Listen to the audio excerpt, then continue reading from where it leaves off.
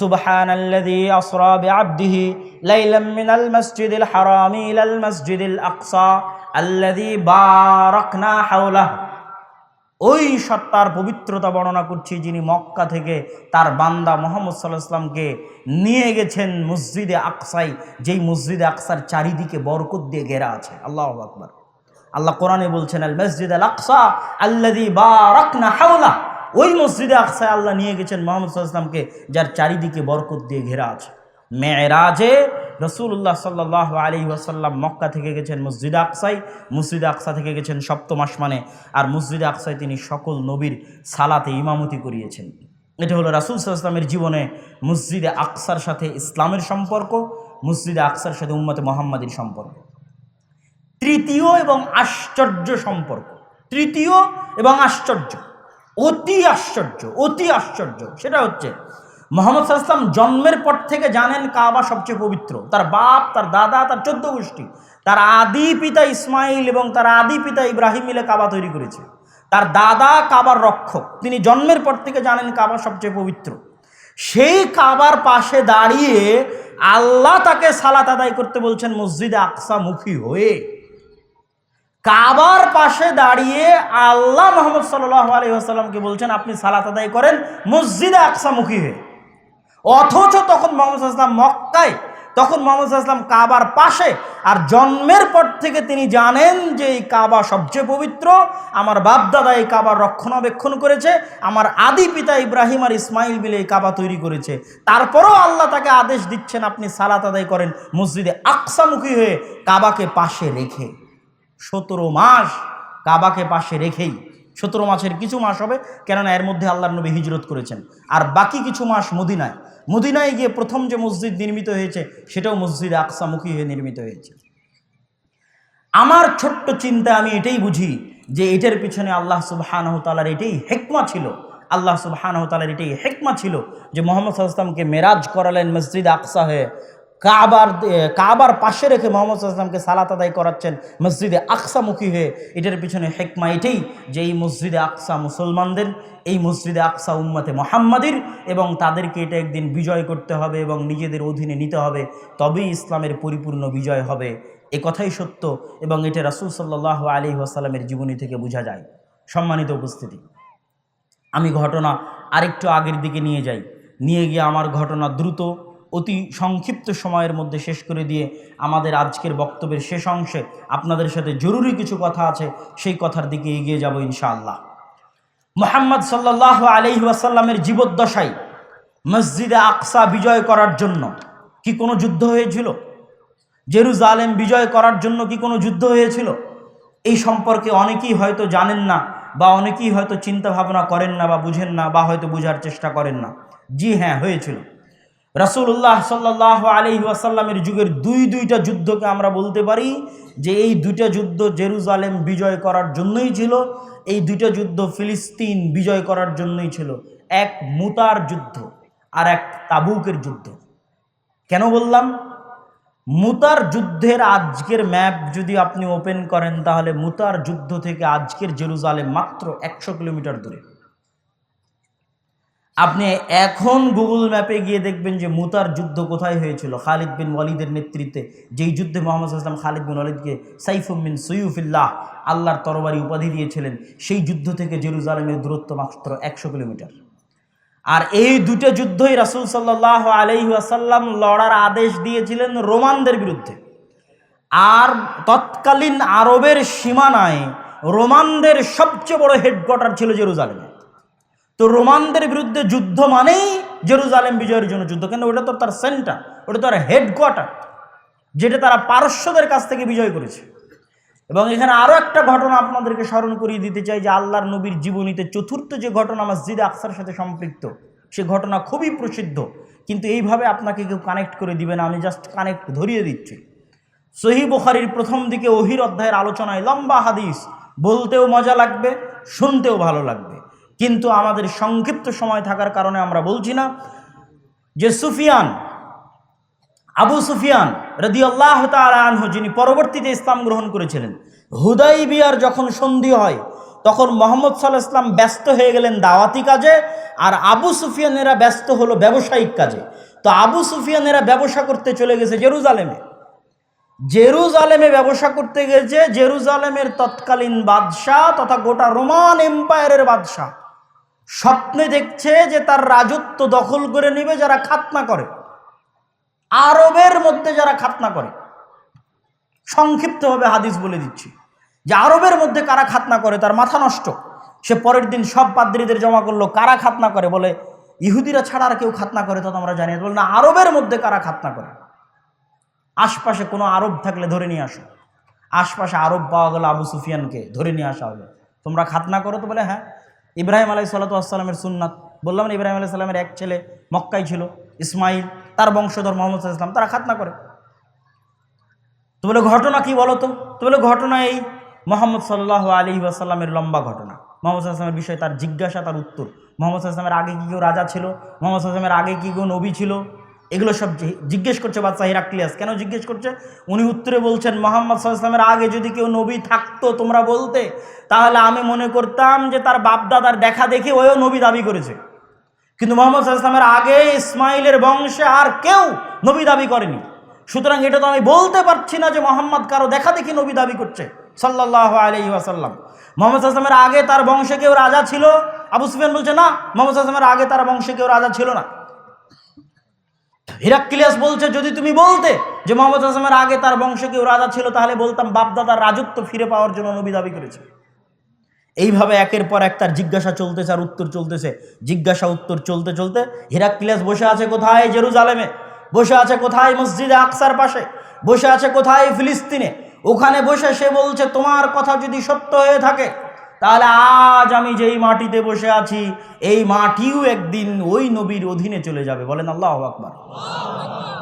এটাও রাসূল সাল্লাল্লাহু আলাইহি ওয়াসাল্লামের জীবদ্দশায় মসজিদে আকসার সাথে মুহাম্মদ সাল্লাল্লাহু আলাইহি ওয়াসাল্লামের সম্পর্ক, যে মসজিদে আকসা তখন যে শাসন করছে, যেই রোমান বাদশাহ শাসন করছে, সে বলছে যে এই মাটি তোমার কথা যদি সত্য হয়ে থাকে, তাহলে যিনি নবী দাবি করেছে মক্কায়, তার অধীনে একদিন চলে যাবে। সম্মানিত উপস্থিতি, রাসূল সাল্লাল্লাহু আলাইহি ওয়াসাল্লামের জীবদ্দশায় দুইটা যুদ্ধ ছিল জেরুজালেম বিজয় করার জন্য, এক মুতা আর এক তাবুক। এটা এভাবে আপনাকে কেউ বলে দিবে না, কিন্তু আমি কোন প্রেক্ষাপট থেকে বললাম সেটাও আপনাদের কাছে স্পষ্ট করে দিলাম যে এটার পিছনের প্রেক্ষাপট কি। মুতা এবং তাবুকের যুদ্ধের পর রাসূল সাল্লাল্লাহু আলাইহি ওয়াসাল্লামের মৃত্যুর পর যখন আবু বকর রাদিয়াল্লাহু তাআলা আনহু খেলাফতের দায়িত্ব গ্রহণ করলেন, খেলাফতের দায়িত্ব গ্রহণ করে উম্মতে মুহাম্মাদির মধ্যে যারা যাকাত অস্বীকার করলো, উম্মতে মুহাম্মাদির মধ্যে নতুন নবুয়তের দাবিদার করলো, তাদের বিরুদ্ধে বিশাল যুদ্ধ তিনি পরিচালনা করলেন, শক্তিশালী ভয়ঙ্কর যুদ্ধ। সেই যুদ্ধ থেকে ফিরি হয়েই তিনি এবার নির্দেশ দিলেন, তোমরা জেরুজালেম বিজয় করো, মসজিদে আকসা বিজয় করো। আবু বকর রাদিয়াল্লাহু তাআলা আনহু, আবু বকর রাদিয়াল্লাহু তাআলা তার জীবদ্দশায় সম্ভব হয়নি। তারপরে ওমর রাদিয়াল্লাহু তাআলা আনহু এসে ওই নির্দেশ অব্যাহত রাখলেন। কিন্তু ওমর রাদিয়াল্লাহু তাআলা আনহু এসে একটা বিধান পরিবর্তন করলেন। খালিদ বিন ওয়ালিদকে প্রধান সেনাপতির পদ থেকে সরিয়ে আবু উবাইদা ইবনুল জাররাহকে প্রধান সেনাপতির পদে দায়িত্ব দিয়ে দিলেন।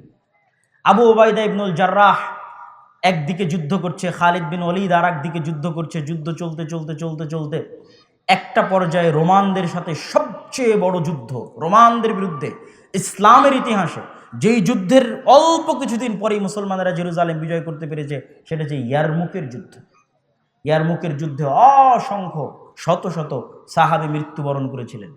3 লক্ষ রোমান সেনার বিরুদ্ধে সেই দিন যুদ্ধ হয়েছিল, ইয়ারমুকের যুদ্ধ।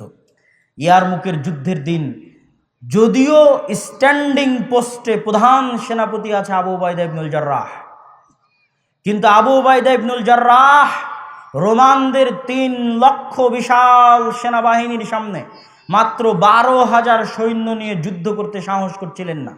তিনি পাল্টা চিঠি লিখে পাঠালেন ওমর রাদিয়াল্লাহু তাআলা আনহু বরাবর, আমিরুল মুমিনিন, খলিফাতুল মুসলিমিন, যদি আপনি সাহায্য না পাঠান আর যদি আমরা যুদ্ধে পরাজিত হই, মুসলমানেরা যদি পৃষ্ঠ প্রদর্শন করে, তাহলে এটা কুফরি হবে, নিজের দিন থেকে ফিরে যাওয়া হবে। অতএব আপনি অনুগ্রহ করে দয়া করে মদিনা থেকে সাহায্য স্বরূপ সেনাবাহিনী পাঠান। ওমর রাদিয়াল্লাহু তাআলা আনহু সেনাবাহিনী না পাঠিয়ে পাল্টা চিঠিতে লিখে পাঠালেন, ওমর রাদিয়াল্লাহু তাআলা আনহু লিখে পাঠালেন, ফালা তুহাউবিলান্নাকা কাসরাতুহুম ওয়ালা তুওয়াহিশান্নাকা কিল্লাতাল মুসলিমিন ফাইন্নাল্লাহা মাআকুম ওয়া লাইসা কালিলাম মিনাল্লাযীনা কানাল্লাহু মাআহুম। ওমর রাদিয়াল্লাহু তাআলা আনহু পাল্টা একজন সৈন্য না পাঠিয়ে শুধু চিঠির উল্টা পিঠে লিখে পাঠালেন, তোমাদেরকে যেন রোমানদের সংখ্যাধিক্য ভীতি না দেয়, আর মুসলমানদের অল্প সংখ্যা যেন তোমাদেরকে চিন্তাগ্রস্ত না করে। জেনে রাখো, আল্লাহ যার সাথে আছে তারাই সংখ্যাধিক্য, আর আল্লাহ যার সাথে নাই তারা সংখ্যাধিক্য নয়। বলেন আল্লাহু আকবার। ইয়ারমুকের যুদ্ধে মুসলমানদের বিজয় হলো, যদিও স্ট্যান্ডিং তখন প্রধান সেনাপতি আবু উবাইদা ইবনুল জাররাহ। কিন্তু খালিদ ইবনুল ওয়ালিদের সাথে পরামর্শ করলেন যে আমিরুল মুমিনিন তো সাহায্য পাঠালো না, কি করা যায়? খালিদ বিন ওয়ালিদ বলছে, আপনাকে একটা কথা বলবো, শুনবেন? তো বলে, হ্যাঁ বলেন, শুনবো। বলে, আজকের জন্য আমাকে দায়িত্ব দেন, এই যুদ্ধ পরিচালনার আজকের একদিনের জন্য দায়িত্ব আপনি আমাকে দেন। যদিও আপনি প্রধান সেনাপতি, কিন্তু আজকে যুদ্ধ পরিচালনার দায়িত্ব আমার। আবু উবাইদা ইবনুল জাররাহ বললেন, ঠিক আছে, আজকের যুদ্ধ আপনি পরিচালনা করবেন। খালিদ বিন ওয়ালিদ নিজে প্রধান সেনাপতির দায়িত্ব নিয়ে টানা 6 দিন যুদ্ধ হয়েছিল ইয়ারমুকের যুদ্ধের পরে মুসলমানেরা একের পর এক, আজকের যে গাজার নাম শুনছেন, এই গাজা বিজয় হলো, হাইফা বিজয় হলো, আশেপাশের যত শহর আছে সব শহর বিজয় করে মুসলমানেরা ধীরে ধীরে একদম জেরুজালেম মসজিদে আকসার চারিদিকে একত্রিত হয়ে গেল। মসজিদে আকসার চারিদিকে যখন একত্রিত হলো মুসলমানেরা, তখন সাহাবী ছিল 4000। কত হাজার? 4000 সাহাবী ছিল সেই দিন। কিন্তু যেহেতু মুসলমানেরা কখনোই মসজিদে আকসার চুল পরিমাণ ক্ষতি হোক, এই জন্য পাল্টা ভিতরে ঢুকে সেখানে রক্ত প্রবাহিত হোক, দুইবার মুসলমানেরা মসজিদে আকসা বিজয় করেছে। একবার ওমর রাদিয়াল্লাহু তাআলা আনহুর আমলে, একবার সালাহুদ্দিন আইয়ুবীর আমলে। একবারও এক ফোঁটা রক্ত প্রবাহিত হয়নি জেরুজালেমে, এক ফোঁটাও না, একবারও না। এই জন্য মুসলমানেরা শহরের ভিতরে প্রবেশ করলো না। তারা বারবার প্রধান পাদ্রী বরাবর দূত পাঠাতে থাকলো, চাবি সমর্পণ করেন, আত্মসমর্পণ করেন। তো লম্বা ঘটনা সংক্ষিপ্ত করে বক্তব্য শেষের দিকে চলে যাব। পাদ্রী বের হয়ে এসে দেখে, তোমাদের প্রধান সেনাপতিকে? তো বলে, আবু উবাইদা ইবনুল জাররাহ। উনি ওনার তাওরাত, জাবুর, ইনজিল যা কিতাবাদি ছিল তা খুলে দেখে, না, এনার হাতে তো জেরুজালেম বিজয় হবে না। তখন আবু উবাইদা ইবনুল জাররাহের সাথে উনি পার্সোনালি কথা বললেন। পার্সোনালি কথা বলতে গিয়ে জানতে পারলেন আমিরুল মুমিনিন খলিফাতুল মুসলিমিন ওমর ইবনুল খাত্তাব আছেন মদিনায়। তার পূর্ণ বিবরণী শুনে উনি বললেন, হ্যাঁ, ইনি সেই ব্যক্তি যার হাতে জেরুজালেম বিজয় হবে, আপনি তাহলে তাকে ডেকে পাঠান, আমি তার হাতেই চাবি সমর্পণ করব। তখন আবু উবাইদা ইবনুল জাররাহ চিঠি লিখে পাঠালেন ওমর ইবনুল খাত্তাবের নিকটে যে আপনি আসলে জেরুজালেমের চাবি আপনার হাতে সমর্পণ করা হবে। ওমর ইবনুল খাত্তাব পাল্টা চিঠি লিখলেন, আনা আতি, আমি আসতেছি। আর ওই যে বিশাল ঐতিহাসিক ঘটনা আপনারা জানেন যে ওমর রাদিয়াল্লাহু তাআলা আনহু একজন রাখাল নিয়ে, একজন গোলাম নিয়ে সমগ্র রাস্তা অতিক্রম করলেন। কখনো তিনি উটের পিঠে, আর কখনো রাখাল উটের পিঠে। এই রাস্তাটা ছিল সেই রাস্তা যেটা তিনি মদিনা থেকে ফিলিস্তিন গেছিলেন, যেটা তিনি মদিনা থেকে মসজিদে আকসা গেছিলেন। এটা ছিল সেই রাস্তা, সেই রাস্তার ঘটনা, এবং ঘটনা ঐতিহাসিকভাবে সত্য।